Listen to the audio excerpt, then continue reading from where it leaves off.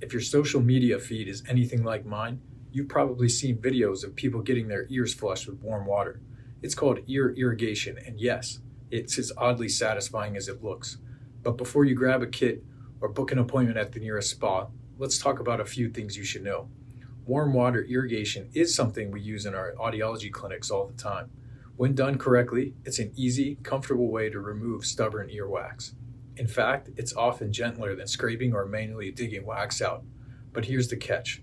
Before anyone starts flushing water into those ears, they should be checked first. If you have a hole in your eardrum, an infection, or a recent surgery, irrigation can make things much worse. And water temperature matters. If it's not just right, close to body temperature, you could get very dizzy, sometimes enough to throw off your whole day. I get why it's trending. There's something satisfying about the whole process. And you do leave feeling squeaky clean. More businesses are even offering it as a wellness service.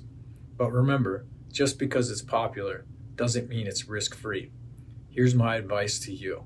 If your ears feel blocked or you're curious about ear irrigation, start with someone you trust. Have your ears looked at first to make sure irrigation is safe for you. We're all for healthy ears, but your hearing is too important to leave to a trend.